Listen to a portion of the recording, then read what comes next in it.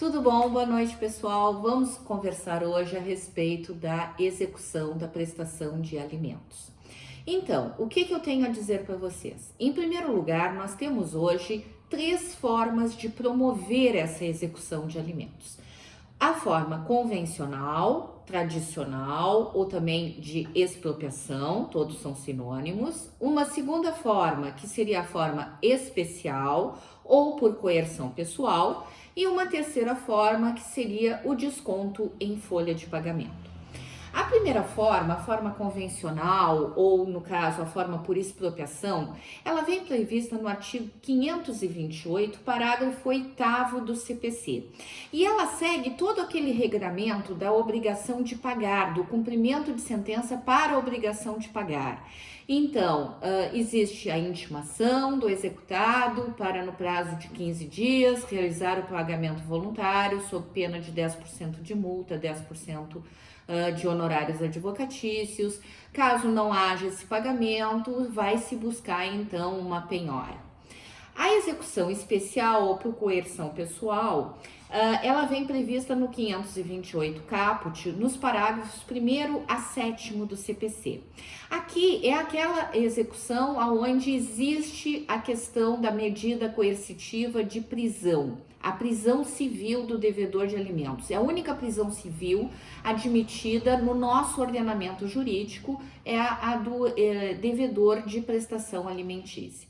E a terceira tem previsão legal, que é o desconto em folha, tem previsão legal no 529 do CPC, certo? E ocorre então quando o devedor, ele é funcionário público, militar, diretor, gerente de empresa ou empregado, e então vai ter a sua folha de pagamento e a pensão vai ser descontada na própria folha. Bom, tendo em vista esse panorama inicial, então eu vou me deter em cada um dos tipos da execução que a gente vai conversar agora. Começando então pela execução de alimentos pelo procedimento convencional. O parágrafo 8º, lá do 528, coloca em verbos, eu vou me permitir a leitura. O exequente pode optar por promover o cumprimento de sentença ou decisão desde logo, nos termos do disposto nesse livro, título 2, capítulo 3, caso em que não será possível a prisão do executado, e recaindo a penhora em dinheiro, a concessão de efeito suspensivo à impugnação, não obsta que o exequente levante mensalmente a importância da prestação.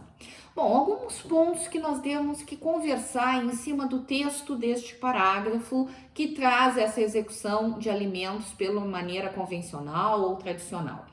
Em primeiro lugar, Araquém de Assis. Araquém de Assis coloca que a cláusula desde logo, que consta ali no texto do parágrafo que eu acabei de ler para vocês, ela denota uma ampla liberdade do exequente optar pelo uso desse procedimento, abdicando o procedimento da coerção pessoal e do desconto. Então, ele pode optar por esse procedimento desde logo, desde o início. Bom, aqui a pretensão, a execução, ela vai se pautar com base no regramento do 523, parágrafo 1º do CPC, que traz lá o cumprimento de sentença das obrigações de pagar, né? O juízo competente é aquele que emitiu o provimento, exequendo no primeiro grau de jurisdição. Mas, no entanto, é lícito ao exequente optar por foros subsidiários, com base no 516 do CPC. Quais são? Em primeiro lugar, o foro do atual domicílio do executado. Segundo, o foro do local onde se encontram os bens. Terceiro, o foro do domicílio do exequente. Isso por força do artigo 528, parágrafo 9º do CPC. Então, é possível ao exequente, então o credor da obrigação de alimentos, não precisa ficar atrelado ao foro onde foi pronunciada aquela decisão, aonde saiu aquela sentença. Se, por exemplo, o devedor de alimentos ele tem bens em outra comarca, é muito mais vantagem para a gente promover uma execução na comarca onde ele tem bens. Por quê? Porque aí não ficamos dependendo de cartas precatórias para ir, para procurar bens, para penhorar, para avaliar e discutir eventuais embargos, que haja alguma impugnação, cumprimento de sentença, algumas impugnações que hajam a respeito daquela penhora daqueles bens. Outro lugar ali, o foro do domicílio do exequente, também ele pode ser muito mais vantajoso, economicamente falando até, o exequente promover a execução no foro onde ele se encontra, ainda que a decisão tenha sido prolatada em foro diferente. Bom, se o exequente optar por esta forma de execução, sinale-se bem, ele descarta a possibilidade de prisão civil do devedor. Muito bem, o procedimento especial, que é a segunda forma de execução, ele vem com seu regramento completo no artigo 528 dos caput, parágrafos 1º a 7º do CPC. Muito bem, vou me permitir a leitura do caput. 528. O cumprimento de sentença que condene ao pagamento da prestação alimentícia ou de decisão interlocutória que fixe alimentos, o juiz, a requerimento do exequente, mandará intimar o executado pessoalmente para, em 3 dias, pagar o débito, provar que o fez e justificar a impossibilidade de efetuá-lo. Temos muitos detalhes nesse caput que a gente tem que assinalar. Primeiro lugar, esse cumprimento de sentença, ele pode se dar tanto faz de uma sentença ou uma decisão interlocutória. Imagina, em tutela provisória de urgência são deferidos os alimentos e eles não são pagos. Muito bem, eu posso já começar com este cumprimento de sentença, essa execução desses valores, que ainda que em sede de tutela provisória, já há esta condenação. Então, perfeitamente possível começar com o cumprimento de sentença desses valores a partir da condenação do exequente ao pagamento, a determinação do executado ao pagamento. Muito bem, no momento em que se começa esse procedimento, aí notem bem a diferença. No procedimento tradicional, o executado vai ser intimado para no prazo de 15 dias, que é o prazo do pagamento voluntário, que está lá no 523, para pagar a obrigação, sob pena de 10% de multa e 10% de honorários advocatícios. Aqui não. Aqui ele vai ser intimado para pagar, intimado pessoalmente, é uma coisa importante se dizer, porque normalmente nos cumprimentos de sentença de obrigações de pagar, a regra geral é que ele seja intimado na figura do seu advogado, e aqui não, como nós temos um momento de coerção física, inclusive, né, que é a prisão do devedor, recomenda-se então o artigo que essa intimação se dê de forma pessoal. Então, ele vai ser intimado pessoalmente para no prazo, atentem, 3 dias, no outro são 15, 3 dias para fazer 3 coisas. Primeiro, pagar. Segundo, justificar a sua impossibilidade de pagamento. E terceiro, provar que já pagou. Então, ele tem esses 3 dias para fazer isso. Caso o executado não efetue o pagamento, caso ele não justifique ou ele não prove não prove que já pagou, né? O juiz, aí é uma novidade, o juiz vai mandar protestar o pronunciamento judicial, aplicando-se no que couber o 517 do CPC. Notem bem, geralmente o protesto do título executivo judicial, ele se dá a requerimento das partes. Aqui ocorre a questão do protesto de ofício, o juiz de ofício mandará protestar logo após esses 3 dias em que não foi pago, não foi justificado ou não foi provado que houve o efetivo pagamento. Isso vai lá no parágrafo 1º do 528. Muito bem, essa comprovação de fato que impossibilite o pagamento, notem bem, é uma questão bem aberta. Então, vai depender do caso concreto, vai depender da fundamentação que o executado trouxer para justificar esse não pagamento. No entanto, essa justificativa apresentada, ela simplesmente não isenta o executado de realizar o pagamento. Ela não apaga a prestação alimentícia, tá?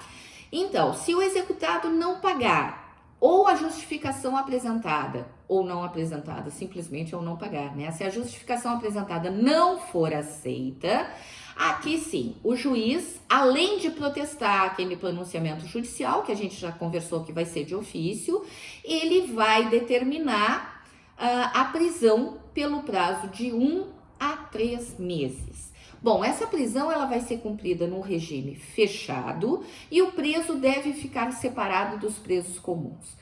Muito bem, essa questão do regime fechado, dos presos ficarem separados dos presos comuns, uma coisa que tem que se atentar muito bem, não se trata de uma prisão penal.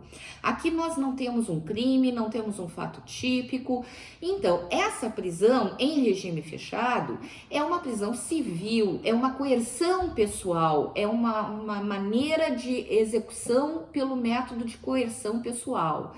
Então, aqui eu não posso aplicar aquele regramento que tem lá no Código de Processo Penal, por exemplo, progressão de regime ou troca por sistema no regime semiaberto ou regime aberto, não. O que está determinado no CPC, ele não pode sofrer as influências que tem lá no Código de Processo Penal, certo? Porque não é uma pena, repito, é uma medida de coerção. A questão de ficar separado dos presos comuns realmente hoje é uma questão bem discutida na jurisprudência, ainda mais em tempos de pandemia que nós estamos vivendo hoje, é bem complicada essa questão, porque a jurisprudência está optando por um caminho que, ao meu ver, ao ver de muitos doutrinadores, no caso, não é o mais eficiente, não é o mais eficaz. Está sendo determinada a prisão domiciliar. Bom, prisão domiciliar todos nós estamos no momento de pandemia, então eu não sei até que ponto isso pode coagir a pessoa a realizar o pagamento. Mas, enfim, são decisões que, de repente, vão passar, porque estamos vivendo um momento de exceção. Provavelmente isso, depois de passar dessa pandemia, volte ao normal. Muito bem. O cumprimento esse da pena, ainda que ele seja preso, ele não pode isentar a pessoa, o executado, desse valor que é devido. O valor continua devido. Tanto aquele valor quanto as parcelas vincendas. A prisão, ela não apaga o débito. Isso é importantíssimo de se salientar, certo? E outra coisa importante, para vocês verem como isso é uma coerção pessoal. E o exequente, a gente já sabe que pelo princípio do resultado, ele é o dono do processo. O processo corre para a sua satisfação. Então, pode ser que a qualquer tempo o juiz suspenda essa determinação de prisão a pedido do exequente. O exequente pode pedir que seja suspensa essa prisão sem problema nenhum. E outra coisa, paga a prestação alimentícia e imediatamente o executado vai ser posto em liberdade porque ele só estava preso em função para ser uma medida de coação, de coerção para que ele pagasse a dívida. O débito alimentar que autoriza essa prisão civil do alimentante é o que compreende até, olha o detalhe, até 3 prestações anteriores ao ajuizamento da execução e as que se vencerem no seu curso. Por que até? Com 1 mês sem pagar a pensão, pode pedir prisão? Pode, porque é até 3 vezes, tá? Se eu tenho, no entanto, mais prestações devidas, eu só posso iniciar pelo rito de coerção pessoal em relação às 3 últimas e às vincendas. As anteriores, as 3 últimas, elas vão ser cobradas, executadas via o procedimento tradicional. Muito bem.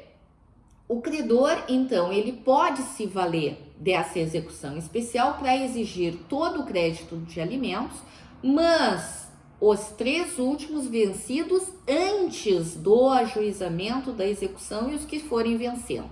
O STJ tem uma súmula 309 que diz o seguinte: o débito alimentar que autoriza a prisão civil do alimentante é o que compreende as 3 prestações anteriores ao ajuizamento da execução e as que se vencerem no curso do processo. Por que eu friso ao ajuizamento? Porque esse enunciado de súmula ele foi modificado. O anterior, ele falava que era anteriores à citação. E aqui mudou, 3 prestações anteriores ao ajuizamento. E essa súmula que está em vigor. Muito bem, a partir daí, no caso ainda, quando ele apresenta a justificativa, por exemplo, a justificativa de não poder pagar. Eu estava dizendo para vocês que fica dentro do caso concreto. E aqui admite uma possibilidade diferente, porque nós estamos num processo de execução, não é um processo de conhecimento. Mas no caso de haver essa justificativa, é perfeitamente possível se estabelecer nos autos desse processo executivo uma pequena instrução no bojo desse processo, com a possibilidade até de ser designada audiência de instrução e julgamento para se verificar quão procedente seria essa justificativa. Então, a comprovação dessa justificativa de não poder pagar, eu repito, ela serve apenas para afastar a possibilidade de prisão. Porque lembra, em 3 dias ele tem que pagar, justificar ou provar que já pagou, sob pena de prisão. Então, essa justificativa, ela serve apenas para afastar a possibilidade de prisão daquele executado, porque ele tem uma justificativa plausível. Mas isso não leva a apagar as prestações. As prestações, o valor dos alimentos, pessoal, ele só pode ser modificado através de uma ação revisional de alimentos, que é uma ação própria. No bojo da execução, ele não vai ser modificado, né? Então, se o devedor, então, no prazo de 3 dias, ele não fizer nenhuma daquelas 3 possibilidades, e independentemente do trânsito em julgado da decisão, é possível a decretação dessa prisão civil. Muito bem, uma observação importante que eu tenho que ensinar para vocês. Bom, existe o princípio da especialidade, né? Que quando a lei especial, ela prevê, a lei geral, ela não vai se opor. No caso aqui, nós temos a Lei de Alimentos, que é uma lei especial. A Lei de Alimentos é 54/78, de 68, está em vigor. E no seu artigo 19, ele prevê que o máximo da prisão se dará em 60 dias. Bom, o que ocorre de divergência aqui? O CPC de 73 trazia o prazo de 1 a 3 meses. O CPC de 2015 continua estabelecendo o prazo de 1 a 3 meses. No entanto, ele é uma regra geral. A Lei de Alimentos prevê até o máximo de 60 dias. Como ficaria esse conflito entre as normas? Existem autores que defendem, como Marcos Vinícius Rios Gonçalves, que o prazo máximo é de 60 dias. No entanto, a jurisprudência do STJ ela já reconheceu, em face do CPC de 73, através do recurso de habeas corpus 16005 de Santa Catarina, julgado em 1º de junho de 2004, cuja relatoria coube ao ministro Carlos Alberto Menezes, tá? Que esse período ele deve ser estendido a 3 meses. Então, ele nega vigência àquele artigo 19 da Lei de Alimentos que prevê 60 dias.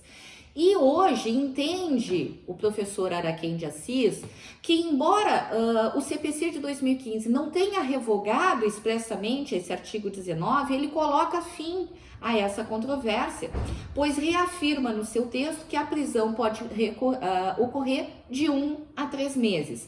Então, esse dispositivo ele teria revogado a previsão especial por manifesta incompatibilidade. Digamos, pessoal, que não é a melhor técnica, mas é a opinião que tem prevalecido dentro do STJ. Uma coisa importante, a prisão, ela pode ser reiterada dentro do mesmo processo tantas vezes quanto forem necessárias.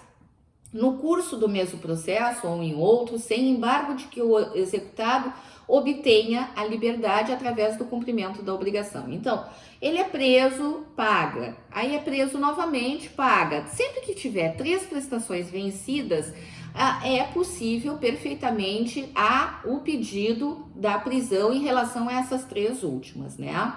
Então, a prisão ela deve ser cumprida em regime fechado, já falamos acerca disso.